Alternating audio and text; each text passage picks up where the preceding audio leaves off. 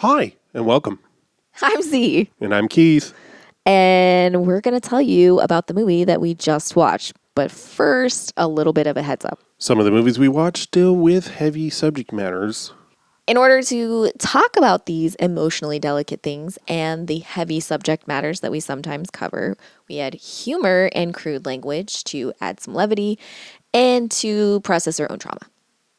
If that doesn't feel fun or safe for you, we completely understand. Please take care of yourself first and foremost. And we spoil the end of pretty much every movie that we watch.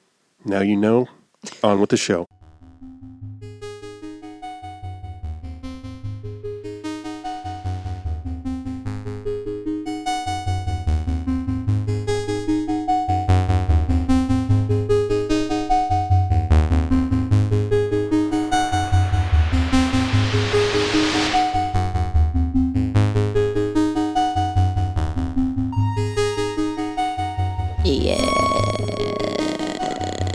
Happy birthday. Gotta stop with that. What? It's your birthday month. Don't wear it out. I'll wear it out. I'll wear it out. Good. I'll wear it out. Good. So I have seen this movie. It is the movie I thought it was. Okay. But I realized there were some elements that I associated with this movie, like scenes, images I had in my head that come from some other movie. I don't know what. Oh, okay. Interesting. Who knows? It's crazy. Okay. Interesting. But I think it was, whatever it was also TV related. Or things beamed in from space related. Okay. It's not the John Ritter one, right? I don't think so. When we watched that, nothing about it was familiar. So Okay. Wild. Stay tuned. Is that what that? Or tune in? Something like, yeah. No, tune in tomorrow is a different thing. Yeah, it was like, oh God, I don't remember what it was called. Anyway. Yeah. I had no idea what this movie was about. I didn't even know who was in it. Yeah, I didn't know who was in it. And turns out pod favorite, Garrett Graham. And personal favorite of mine, Mary Woronov. Yeah, and then Chad Allen. First Happy appearance. Pride. Yeah, Chad Allen. Yeah, I guess so. First film. Yeah. He'd been on TV, but... Yeah. Oh, he had? Interesting. Okay. Yeah, I guess. I guess. Diane Franklin. Oh, is the sister? And... John Grice. Yep. Grace, whatever. Yeah. He He had just done Real Genius. She had just done Better Off Dead. Amazing. Grease also auditioned at the same time for Running Scared, which is that movie that it's got Gregory Hines and Billy Crystal and they're playing cops. And so I confuse it with like 48 Hours or something. Yeah. I guess, and he got notified at the same time that he got both. And he was like, oh shit, I don't know if I can do TerrorVision then. And Gregory Hines was like, no, you got plenty of time. Yeah, nice. So, I didn't know he was in that movie. Yeah.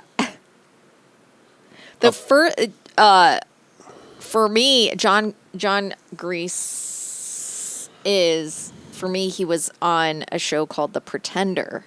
And that's what I knew him from first and foremost. And then he was in Napoleon Dynamite, and I was like, holy shit. And in my head, no one knows who he is. Right. Because, like, why would it? So you're like, oh, yeah. And I was like, holy shit. You and I always have those actor roots somehow. Yeah, some. One of our, I mean, I know I've said it multiple times, but I don't care. One of our early bonding moments was the fact that we found out the other person not only knew who Martin Donovan was, but was a fan of Martin Donovan. Had seen Trust. Yeah, I mean, you were like, have you ever seen the movie Trust? I was like, I actually have. And you were like, what? Yeah. I hadn't realized at the time how many Hal Hartleys I'd actually seen. Like, I don't think I really, I'm terrible at directors. like, there's only a couple. Like, I'm not very good at, like, someone will be like, who directed it? I'm like, I don't know. I'm terrible at that. I don't know why. Like, that's a very important part of a film, and I'm It like, is, what? but it's also overemphasized. You know, like Yes. I appreciate. I think I've mentioned her before, but Samantha Yusuf. Yufuf. Yeah, is someone I definitely recommend you check out. She worked at Disney for a long time. Okay. And she has her parents are, she has one Palestinian parent and one Ukrainian parent. Oh, wow. But she worked at Disney, and she's like now very much like outspoken about like, no, our whole job is to, it's just propaganda. Yeah. That's all it is. Yeah. Oh, why did I bring her up? Directors. Oh, she's like, I'm very confused what people think they mean when they say their favorite director is blank or whatever, like what they think a director actually does. Yeah. Because, I mean, like, not that it's not an important job. It's just like, the way it's framed is that, like, they're the whole movie, basically. Yeah. There's the director and the actors, and that's pretty much it. Right. I think directors become more important in regard to people like Hal Hartley. Yeah, the smaller the film, in a way. Smaller, but also like when they're production. writing it, directing it. Yeah, of course. And are like so a part of product, like, Yeah. you know, that's a different thing, I think, than someone just being like on a chair being like, go here, go there. Yeah, or if you're, you're part of Yeah. if you're part of what the current version of the studio system is, right? Yeah. Like if you're working for Disney or Yes. Disney or Or all the other places that have currently been bought by Disney. Yeah, that was the joke. Currently. Anyway, I guess that was all I had. I interrupted you. I don't. Yeah, whatever. It's your birthday month. You talk about what was the? Why did you choose this movie? We did a lobby where I discussed that. No, not a lobby. Oh, Did we preview. do a lineup? Yep. Okay, I forgot. Yeah, because this is one I'd been on. Basically. Oh, okay, it'd been on TV. Okay, yeah. Yeah, I'd seen it before. I mean, what made you choose it right now? I mean, like, what was the? Well, I struggled. My struggle this year was knowing I wanted to do Ice Pirates. Yeah. Because we had a guest. We hopefully will have a guest for that one.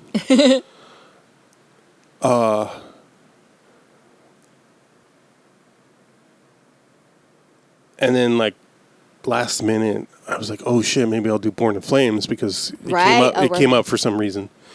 So that left 2 slots, and I'm running out of the slot I saved for horror movies that I always saw on the shelf or posters or was aware of when they came out that I never saw. Yeah. I'm running out of those. And this one was one that had just been on my mind since we started the podcast to do at some point. Yeah. Because I had this history of it, of like seeing bits on TV and being like intrigued and then watching at some point in adulthood. Yeah. And then forgetting about it and then being reminded about it. Somebody talking about it, and I'm like, oh, it's super campy. Okay. So so it was just one that seemed like it was different enough from the other things I had in mind. Yeah. But also in line with things I typically choose. And turns out it's probably a pretty big route, given how everybody in it and the kind of humor and whatever. Also, all the S&M photos or all the S&M art everywhere. All the art, yeah. So good. Apparently, I'm in the trivia it mentions this, but apparently they had their set designer actually they scouted homes in the valley of swingers, and I love that. Yeah, in particular. Yeah, that was like hilarious and wild to me. Like 2 parents that are like openly swingers and like very like it's so fucking hilarious. Yeah.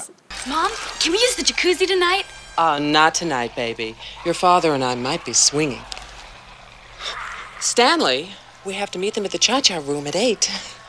Oh, I gotta hit that old locker room pronto. I also I feel like this is something that happens especially in 80s movies, where, they have a set that's like, this is a house, but like every room looks like a different set.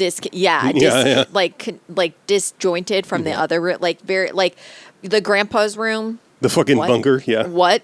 Awesome. The living room and the pleasure palace or whatever the fuck, that are like jointed, like two very strange. And in the backyard. Yeah, like the backyard. Yeah, I love the backyard. Yeah. Oh yeah.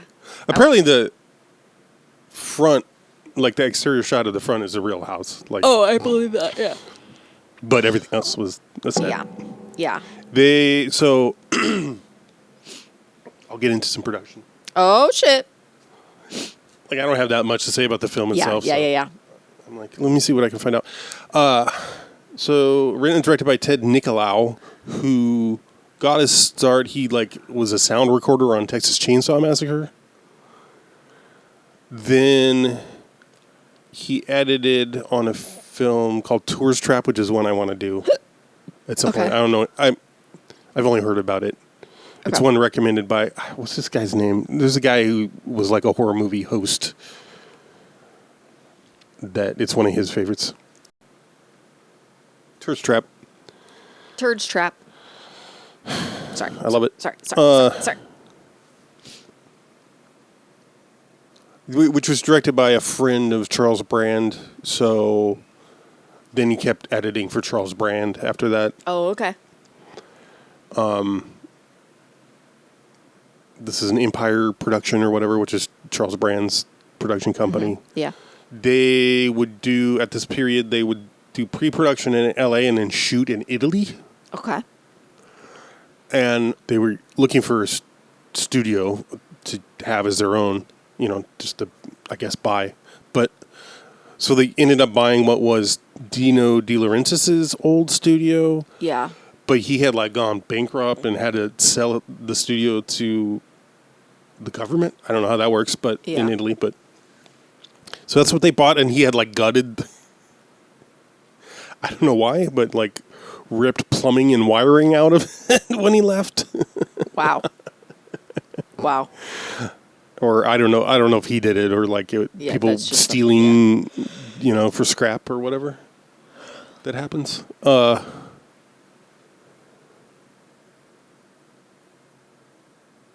Yeah. Oh, yeah. So Nicolau had been an editor, and at one point he went to Charles Brand and was like, hey, what if I'd like to try directing? Yeah. And he's like, well, here's a poster and a name I have. Do you think you can do something with that? And he said, yeah, sure. Amazing. So that's...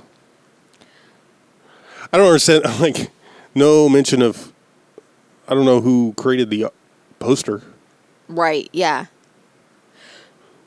I said this to you last night. But I was really shocked, specifically for the time that this came out. It was pulled from the theater after 4 fucking days. Yeah. To me, that's insane. Yeah. Well, apparently Empire had 3 movies they were working at, including this one. Yeah. That came out around the same time. Also, this one got released 2 weeks after the Challenger explosion. So... So they didn't... This was, of those 3, this one got the least... Yeah. Marketing. Yeah, okay. The other 2 were something called Exterminators, I think, or Eliminators, and Troll. Oh, shit. Which, okay... For a very long time, I was under the impression that Troll 2 was just a fake sequel to a movie that never, there was gotcha. no Troll. And that's what I was under the impression Troll 2 was for. Instead, it's more like Halloween 3, where it's more or less unconnected. Yeah. But I was that's what I thought it was for a decade at least. Understandable. Where I don't know what I don't know why I thought that though. And I told you that I was like, Troll, that there's not a Troll 1. And you're like, yes, there is. And I was like, what? I have it in my pocket right here. I was like, what? I've never seen either. I do want to watch Troll 2 at some point because it's notorious. When I worked at the theater, please bleep which theater I worked out. When I worked at the theater. They can't hurt you. Yeah, well, the listeners will think it was such a lucky job that I don't like being associated with it. I understand. It's about how people are like, oh, I bet that job was awesome. I bet your boss wasn't sexually harassing you.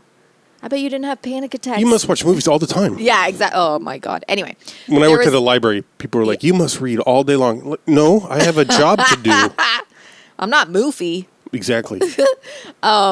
Yeah, it's very funny. People would always be like, you work at a grocery store? Oh my God, you must be shoving food down your mouth. Day one. It would be like day one of a movie showing, and they'd be like, have you seen it yet? And I'd be like, no. And they're like, why not? I'm like, it's showing right now. You just got here? Right now. This is the first showing of it. How could I have seen it yet? And they would always think that like we would get access to see it, and like sometimes it was sort of like that, but they would just basically it would just play on the screen just to make like it would go through one time, but it wasn't like just to make sure that it was technically sound. Yeah, and that was like it. Like they would check that. I think it would even be like muted sometimes. Like, and they would like you were there a couple times. We would it would be while we're cleaning the fucking theater. Like nothing is like there's no ability to pay attention. I'm having to clean. I'm like, yeah, I didn't watch it. And they'd be like, why not? And I'm like, do you know what a job is? Like, not. I don't understand. And they would get so like that was one of the jobs like that the customers I got there were as close to bank customers as you would get because they were the most pretentious, bitchy, shitty people ever. And they were like so like they were such assholes all the fucking time. They would like demand shit and be so fucking rude about it. And I'd be like, where do you think you are? You're in a fucking one screen fucking movie theater that's barely struggling or like barely not closed at every single month. day. Yeah. Why are you acting like because you're a fucking you paid $60 one time that grants you access? I'm gonna be real. I blame Bingo. That's fair. That's fair. That's more than fair. Anyway, what was I saying? I was saying, when I worked at the art theater, there was like a box of posters that we would get, and one of the posters was for Troll 2. Hot. And I was like, what? I was like, is this even a real movie? Like, what the fuck? And people were like, did you think it? People were like so excited. They were like, oh, Troll 2. And I was like, I don't even believe that this is real. Like, did you think Troll 2 was not a real movie or that Troll 1 was never made? I believe that Troll 1 was never made. And I didn't know until I saw the poster for Troll 2 that it was an actual movie. But I didn't. It took me a second to realize it was real. I was like, because I was like, I don't know. I was very confused about it.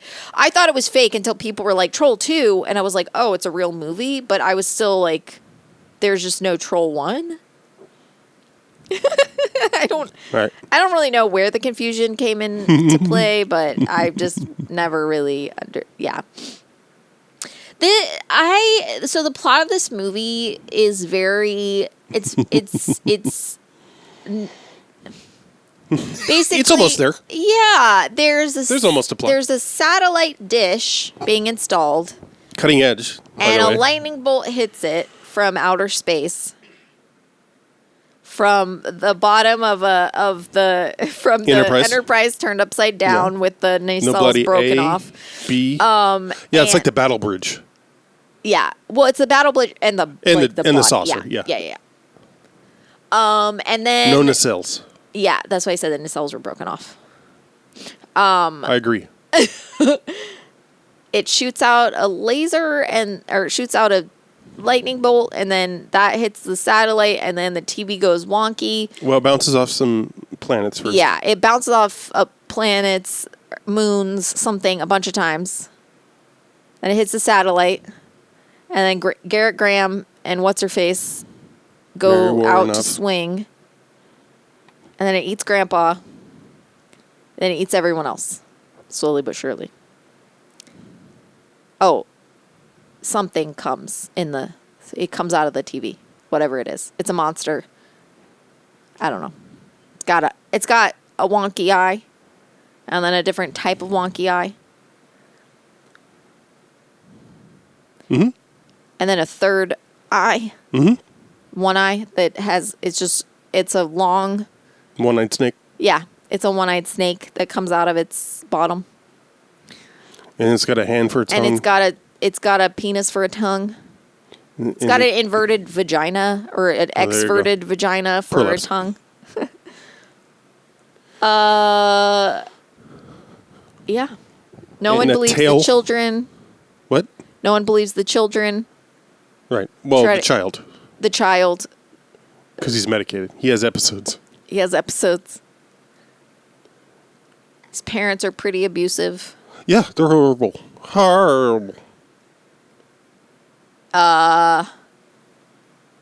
Slightly unfortunate that Garrett Graham's character wasn't into Spiro. Yeah. I was really hoping for him to be like, whatever. Yeah. The pool scene was gross.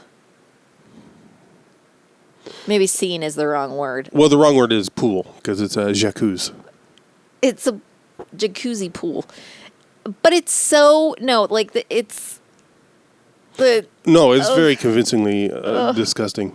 So gross. And, Also, I don't think this is in the trivia. I think it's from the video I watched. To make it foggy, they used dry ice, but then the actors had to get into it, so it was extremely cold. Uh-huh.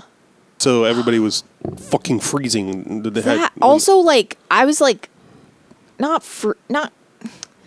freaked out is a little dramatic, but it like weirded out, I guess. Yep. I was weirded out because, like, especially when like Spiro was in the pool, he was like here, like with all the and like. Well, no, and Cherry too is like you can't like breathe that shit in. Yeah. So I was like, oh god, I was like, oh, just don't. It's okay. Like, everybody that worked on this movie is dead now.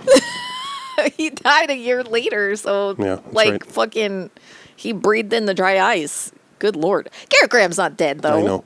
Neither is Chad Allen. Okay. But he is gay. Happy Pride. I know I've talked about it, but he was in this. I watched this. I think I saw it on IFC. And it was like an indie Christian movie, and I know sounds horrible. But it was like it was like I've never seen like a Christian movie like be this like I was like bawling at the end because he was like basically sent to it's not a conversion camp because he was like an adult, but like a Christian like Chad Allen plays this guy who was like arrested because of drugs, and he was there was some like gay shit going on, so he gets sent like basically like as I can't remember, it's like part of his parole or something, but he gets sent to this like Christian ranch to like straighten out and like deal with being on drugs, scared and straight, and like pray away the gay. And he falls in love with someone there who's a man. Oh. And they like, it's this whole thing about like, the problem isn't that he's gay. The problem is that he's been told something's wrong with it. And they like leave together. And I was like, and it was like this beautiful movie where like it ends with them being like, God isn't like angry at me for being gay. He made me gay.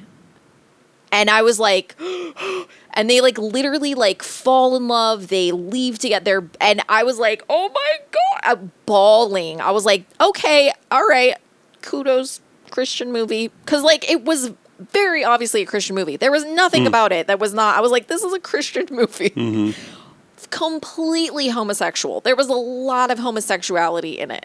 Like a lot of, there might have even been like full on nudity in it. Oh, wow. I don't remember. But I was like, this is a really good movie. I was like, oh my God. And I think about it. I'm like, this was what was it called? Like, I don't remember. Who directed it? Chad Allen. No, I'm just kidding. Yeah. That it made me happy because it was like that movie made me happy because it happened like after he came out, and I was like, I really loved that he was able to do like a because he was like, I believe he was like doing like Christian movies at the time, like before he came out, he was like doing, and then he came out, and then he was like, you know, it was like possibly going to ruin his career, so him being able to continue to do films like that. Being, you know, like I don't think he's like a Christian, you know, he's not like one of those, it's just like not Lifetime, like Hallmark Christian kind of shit, you know, and he like still got work making like Christian films. So I was like, okay, I don't know about it anymore. Right. Probably not the case anymore. But at the time I was like, okay, I was like, that's cool that he's out and not getting fired. Like,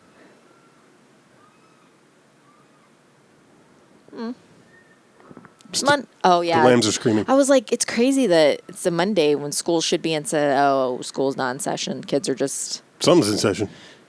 Kids be kidding. Kids be kidding. Yeah, it's what's. I'll be honest. This makes me feel very old, and I don't know what, but like lately, like when we've been out, since we're going out looking at apartments and shit, or whatever. If I say a group of like 2-3 kids is out like on a skateboard or bikes, I'm like, I get a little weepy. This is hilarious. You know, about the author. Oh fuck. Yeah, I don't know what to say about this movie. It was the Medusa thing was kind of funny. Kind of. But Fright Night did it better. Well, Fright Night was a different sort of animal, but except for the kid trying to... Yeah, right. The kid is like, who else can I call? Yeah. No. What I mean is... It felt the Fright Night... I hope you're not implying that Roddy McDowall is a better actor than... Well, yes, but what I meant was I felt like that was a more believable comparison to what actually was going on than the Medusa was to Elvira. Oh, yeah. That's more what I mean. Yeah. Like, it was like, you know? Like, it was just like, big boobs lady.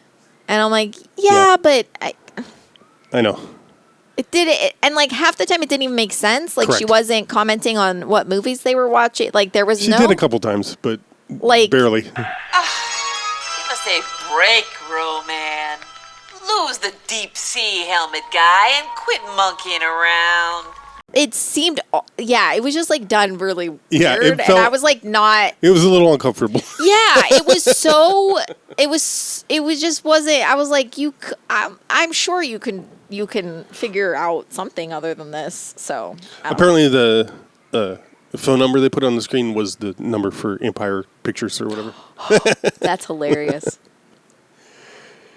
I do like when I remember in like the early aughts, like when websites were like becoming a thing that like the general population knew about, they would do that in films. Like, they'd be like, I'm going to like www.youreinsane.com. And then if you would do that, if like after you watch the movie, you're like, oh, I'm going to see what's on that. You would be able to look it up, and it would be like that about the movie that you just watched. Yeah. So it'd be like, you're like, oh, that's so cool. Yeah. Now it's just like if there's interactive. Yeah. And it would be like, so like that, oh my God, so cool. And it would take like 45 minutes for it to load. Yep. And it would just be like, you know, watch a trailer for the movie or. No, I'm trying to remember. I've watched videos on, there were several like marketing campaigns where like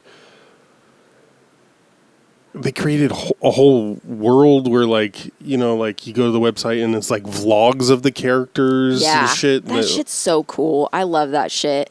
I think that especially in the early days of that, like, that's so smart to capitalize on that. But like, I feel like when it was a tiny bit too soon for it. Like, it was like great idea, but didn't take off quite the way that it would, you know. Well, yeah. There was one movie that I'm thinking of. I can't remember what it was called, but it like had to do with like a website that you would go to. Like, the movie was like a website that you would go to, and then it would like tell you how you were gonna die or something, or like show your death or something like that. That sounds familiar. And there was like a whole I remember there was like a whole website about like, I feel like, I don't know, whatever. Stuff like that is like fun. Yeah. But well, now we're 10 years into like, what if analog?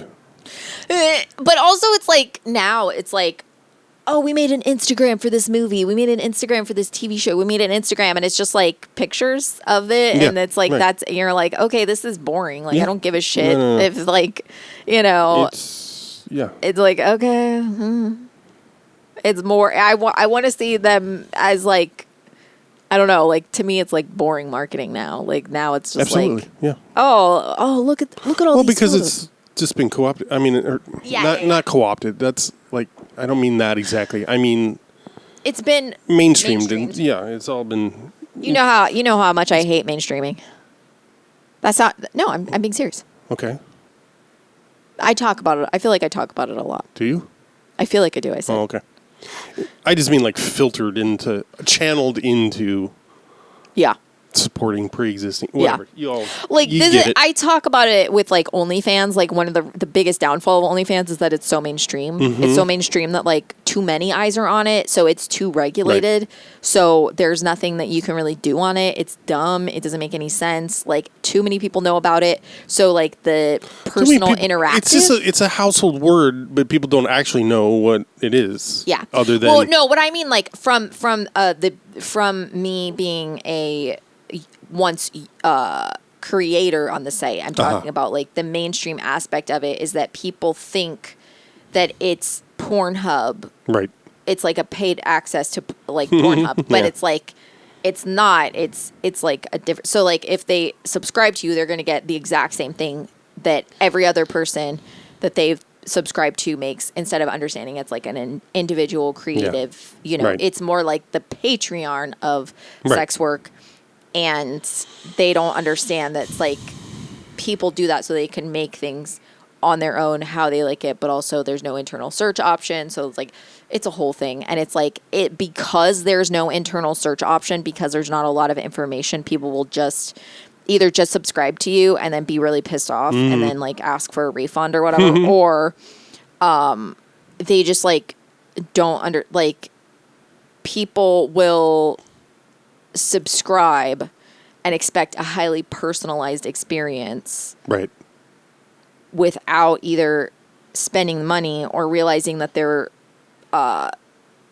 subscribing to somebody that's like highly popular, which is probably why they know about that. So they're not going to get the same kind of personalized experience. If you have someone with like 100,000 subscribers, they're not going to be like sending you a message and being like, "Hi, baby, how's your morning, baby?" Like, but that's what they expect. So like the mainstreaming in a lot of ways for like the indie niche, we have like a niche market that works well because it's not super well known. Once it goes mainstream, it stops working because the whole point of it is that it's small. And like a lot of people don't realize that like sometimes things only work because they're smaller. And if you make them bigger, it's going to completely destroy what makes it work as a small thing. Is now a good time to bring up Suicide Girls? Or God's Girls? I don't know about God's Girls. I know I told you this, but I doubt. I don't know if you remember. When I was buying my car, the guy asked me if I was a suicide girl. And I was like, he's like, you just look like, and I was like, I don't know how to answer this. I'm alone in a car dealership. Jesus with Christ. Surrounded by men, being asked if I do Suicide Girls. I'm like, yeah, kind of. Good Lord. Fellas. Also, I'm going to tell you, when I bought my car, they asked me how much I made, and I told them, and they were like, don't say that. Say you make higher. Amazing. So they told me to lie on my application. Amazing. And I did, and I got a car. Not as impressive, but it reminds me of the time I flew into LAX, which normally if I was going to fly in to see family, I flew into Ontario, which is much closer. A relative would just pick me up. This time I had to fly into LAX for some reason. I got myself a rental car. I had reserved a rental car, but I got there and I'm like, all I have is my ATM card, and they're like, no, it had just changed at that time, so you could use your ATM card. Then they were like, no, it has to be a credit card. Right. And I'm like, oh fuck, what do I do? And fortunately, someone working there was like, no, I know a guy. Just here's the address. Someone will come pick you up and take you over there. Amazing. And then they were like, on the form, it was like, what's your insurance company? I didn't have car insurance because I didn't have a car. And I'm just like, Geico, policy number 555. Amazing. That's amazing. Also, it was just like a storefront. The cars were just like parked on the street. Amazing. And I returned on the street like when they weren't open. And I was like, this is so sketchy, but worked out. Again, not the same, but it does remind me, the sketchy business place, it does remind me of that sound place that exists on Prospect. I don't want to say the name of it because I don't want to. Yeah. When I worked at the bank that I used to work at, they used to come in and make deposits, and I was like, they are money laundering. There is no fucking way. If you've ever seen the way that fucking place looks, it looks like it's closed. Yeah. It does not look like it's literally open. It is open. They sell like car stereos, and I shit you not. They deposit $10K every single day, at least.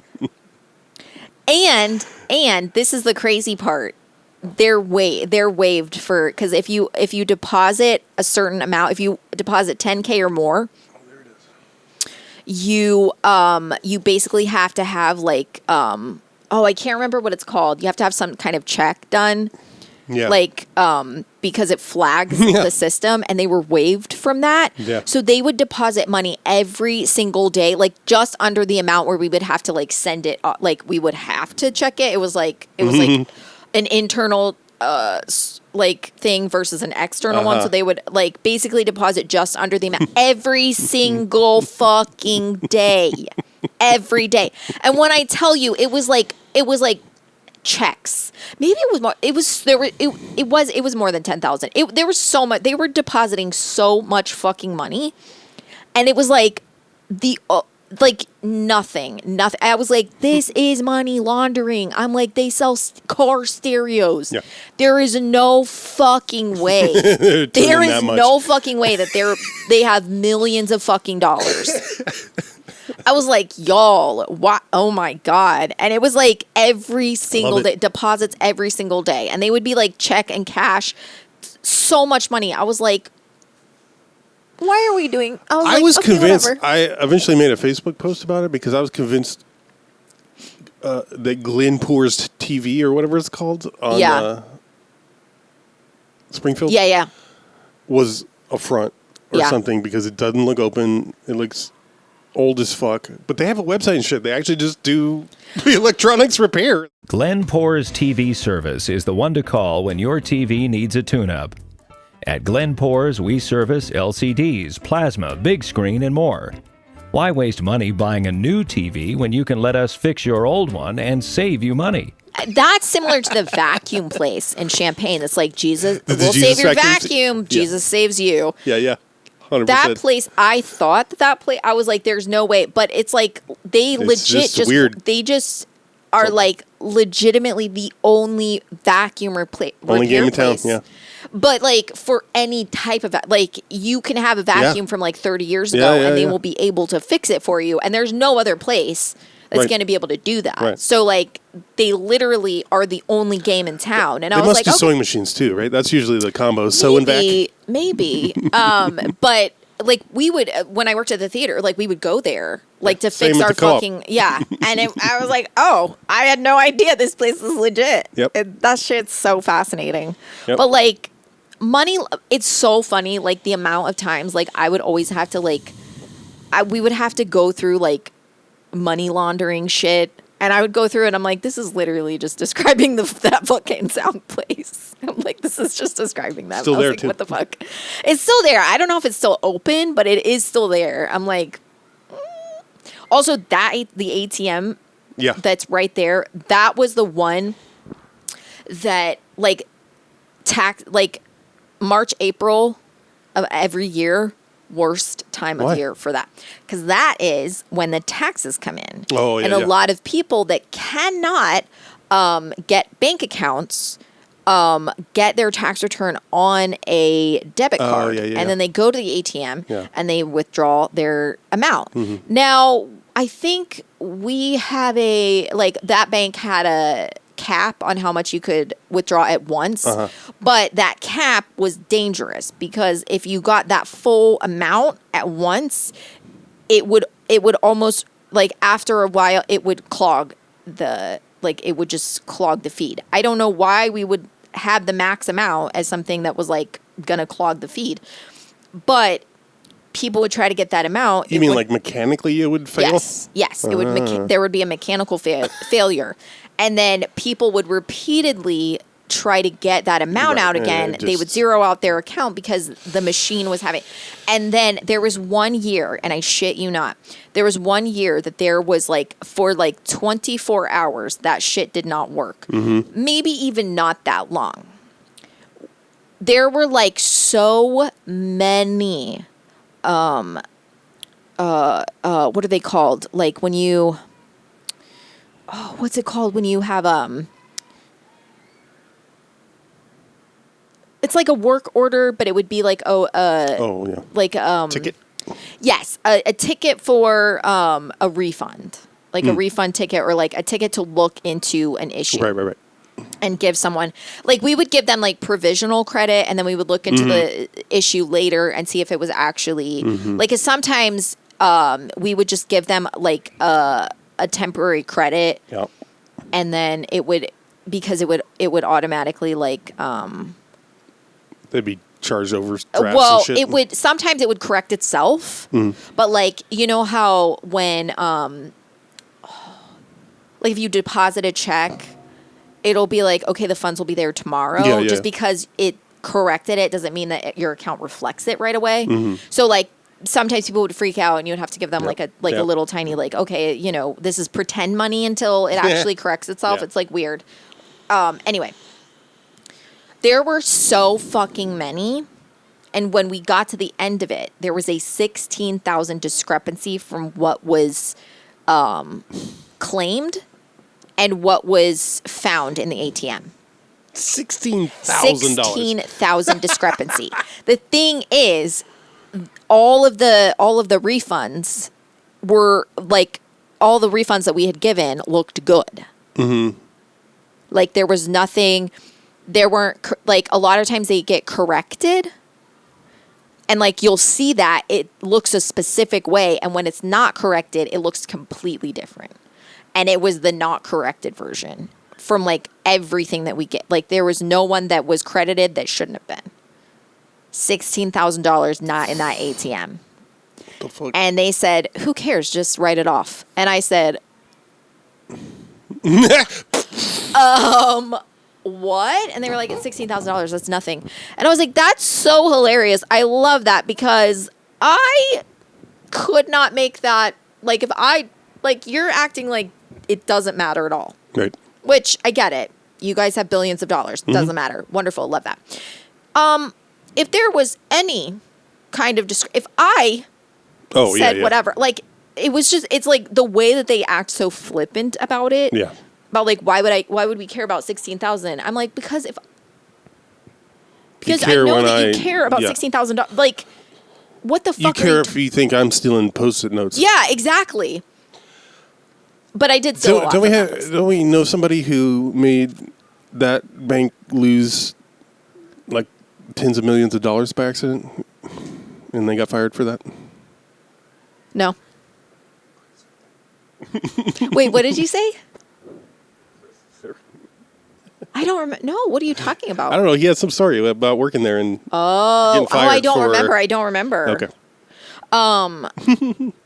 But yeah, like it was. Don't you know him? Like why? I do know, but I do know someone. This is the thing. I know someone who got fired there because they made a mistake that no one caught. And it reflected on people's paychecks. And I was like, that's actually like... Not their fault? I was like, there are redundancies in place to keep that from happening. So the fact that no one... And it was like a thing where it was like, it was their mistake. Right. But the people who should have caught it didn't. Right. So seems like a bigger... Exactly. They got fired for it. And I was like, oh, no. No, they seem to do a lot of... I get the sense there's a lot of scapegoating like that. Also, they fired 2 pregnant women in like the same week. Well, yeah. And I said, without notice. Like, one of them was literally like on promotional material for the bank. What do you mean? Like her photo was used in promotional materials for the bank. She was on our wall in like, this company is so great to work for. She was right there and that bitch got fired at like 7 months pregnant. And I said, what? And it was no warning. They just fired that bitch. And I was like, and this is why when they were like, will you sign a release to use your photo? And I said, no.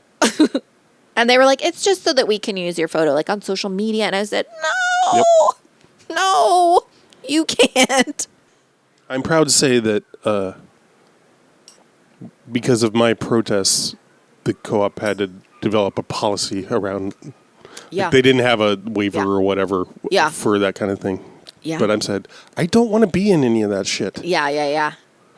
Like, I'm very, like, I was like, if I have to sign a waiver for you to use my photo and I get no payment for said photo, I will not be signing a waiver. If you want to bump my pay because I let you use my face in promotional documentation, that's fine.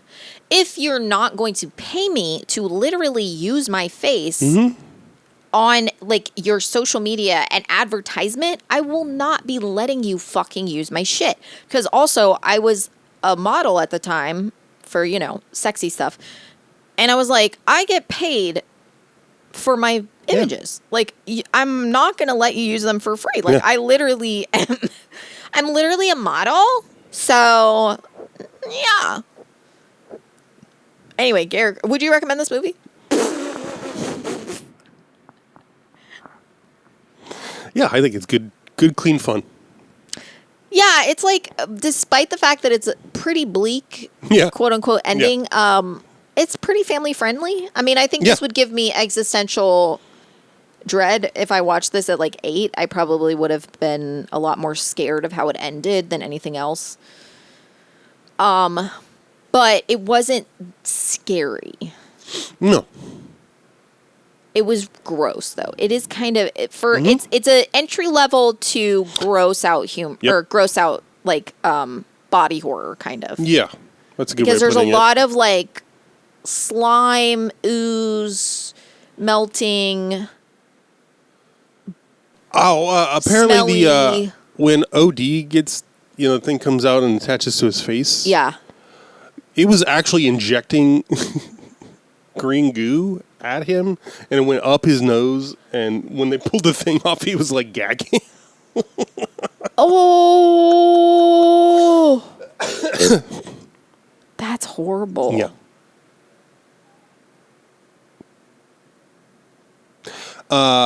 Yeah, I'd recommend. I mean, Cary Grant, Mary Warrenoff. Yeah. There's a lot of people in this. I think it's not my favorite. Yeah, I mean, it's that I've seen Garrett Graham in. No, yeah. I think Bud the Chud tops this. He will first and always be a beef to me. Yeah, the F. No, yeah. Honestly, seeing him as Beef. The suicidal Q. Yeah. That was like the first thing that I ever saw him in was as a Q. And I didn't realize that until we watched Phantom of the Paradise. Yeah. And I was like, oh my God. And then I realized that he had actually been in a lot of things that I watched as a child. Yep. And I was like, yeah, he's one of those you don't realize you know. Yeah. And then, so. But the Chud is great.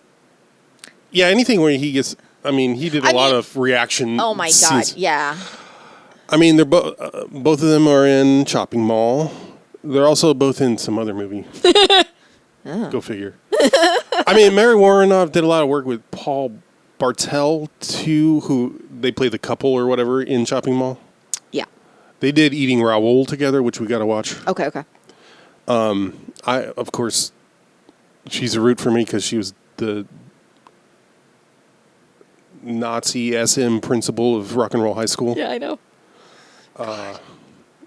The fact that femdom. Yeah, the fact that the Bob's Burgers fart school for the gifted or whatever is the fact that they dressed Mr. Front literally exactly like her, like no explanation, just wearing wearing the exact same outfit and hair. Yeah. But like Mr. Front, there was no explanation. That was so fucking funny to me to watch Rock and Roll High School. Like you were like, oh, this is a parody of that, and I was like, okay, whatever. And then watching Rock and Roll High School, and it's literally the exact same. I was like, oh my God, they're insane. Oh man, might be time for a rewatch. Yeah. I don't know that I'm in the places where it would get mentioned, but I don't hear that movie talked about all that much anymore. Yeah. I mean, I know the Ramones are like. I can't remember. Somebody was like, have you guys done Rock and Roll High School? And I'm like, that's literally one of the first things we did. Yeah, it was an unmentionable though, wasn't it? Yeah, it was an unmentionable. So. But those used to be public. Yeah. But, and they weren't, and then we just haven't done them. Well, yeah. It's not that we don't want to. It's just that we don't have the desire to. Kind of. I mean, for me, it's like I don't really want to watch any more contemporary things. Yeah, no, that's the hard part. It's not so much that we're like we don't want to make them. It's that like the newer something is, the less I'm interested in watching it. Which I have finally shed all guilt about. I'm like, no, that's actually the right. Yeah, I mean, I'm not saying like. We choose things that we've seen or have a relationship to, more or less. Yeah. I mean, obviously, a lot of things are things we've never seen, and like, what the fuck is this? You know, like. And I'm not saying. I mean, we obviously both have our reasons for liking movies from the 80s and 90s more. Yeah. But it's obviously subjective. You know, it's like. Yeah. I'm not saying they're objectively better, but also. Things are objectively worse. Everyone's saying it. Everyone is openly admitting that's the case. Yeah. That's the point of production is just cranking shit out. Because of how mainstream movie making has become, in the sense of like, even there's no true indie films anymore. I mean, there are, but I mean like, not in the way there used to be. Like, not like you have to like so much. Gets, whatever. I'm gonna give you some more production notes before we wrap up. Great. So Warrenov, I think they approached her to play Medusa, and she was like, because she had already been in things like I guess she's in like Death Race 2000 and Cannonball Run. Maybe that's the one she's in with Cary Graham somehow. Oh my God. Which I had no idea. And she's like, oh, well, that's what everybody, I feel like that's the thing I would have been sort of typecast as. I'd much rather play the mom. And they were like, great, anything you want to do. We'd love to have you. They're like, cool, oh, okay. Yeah. I guess Harry Shearer was approached for Stan. Who's that Harry Shearer? You may know him from The Simpsons. Yeah, I mean, look him up. I don't know how to tell you who he is because he's really in front of the camera these days. He's like a voice actor. I guess he was on SNL at some point, but okay, I didn't know that.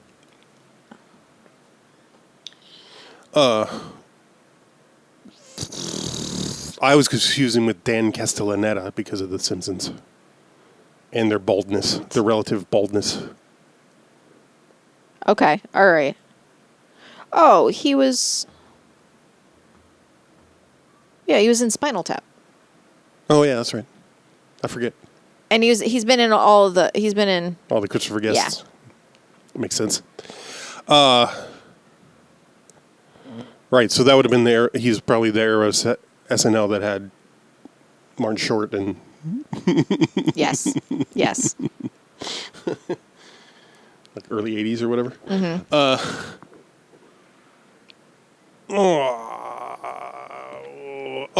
The music video, I was convinced it was Alice Cooper. No, that's Wasp. Yeah. And that's a song that they did for another Empire picture, The Dungeon Master. Yeah. So they just reused it. Yeah. I didn't see where what the skin flick was, but I was like, yeah. I swear this is from Society. There just keeps being flashes of this like orgy. Yeah. Just, on TV, yeah, like they keep like accidentally hitting the channel that has like this, which is very funny because it's like, I do love when stuff like you can tell it's an orgy and people are like having sex, but you don't actually really see anything. Yeah. So that's like, I think that's like a really. No, I love that too. Yeah. Presumably the monster has them all four in bed at the same time. Yeah. Cherry, Sparrow, these are the kids. Hi. Yes. Remember, kids, you do your thing, we do ours. Mother, that is so disgusting. Night now, kids. Try and keep it down, will you? Thanks. Barf me out. Have any of you seen Gramps?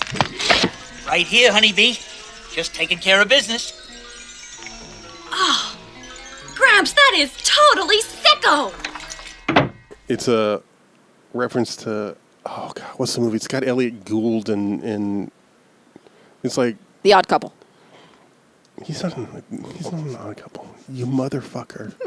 I don't know. It's like Vicky, Cristina, Paul, and Barcelona. Cristina, Barcelona. Victoria. Vicky, Victoria, Cristina, Barcelona, Madrid, Spain. I'm not going to let you have the last word because of your birthday. That's right. John Carl Buechler was the creature designer.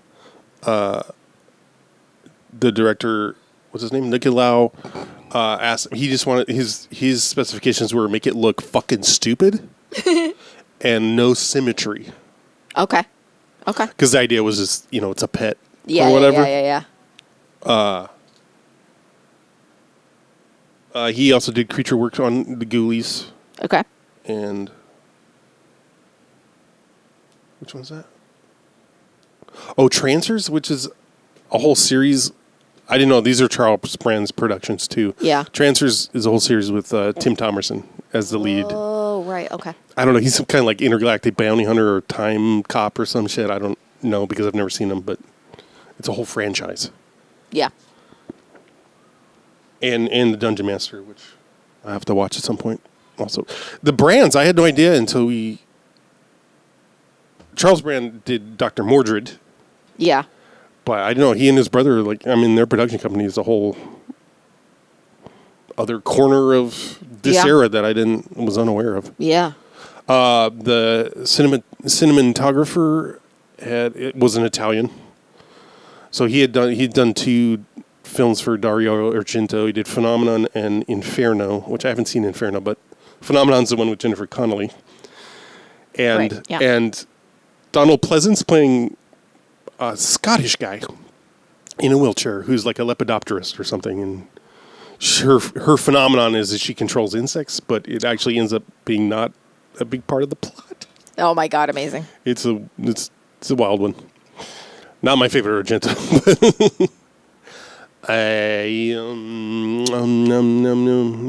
Pretty much everybody else. And Troll. Pretty much everybody that worked on this movie worked on Troll because it was happening. It was in process when they started working on this one. So yeah. They were wrapping on Troll when they started shooting this one. And then instead of making Troll, they just went ahead and just made Troll 2. Fine. Sorry.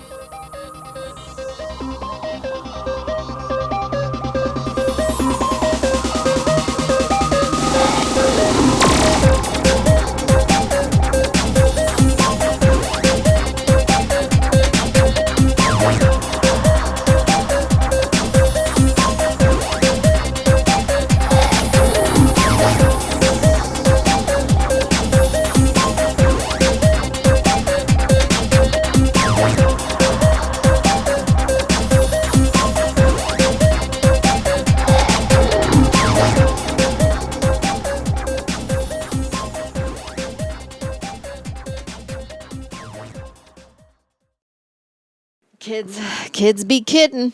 Kids be kidding.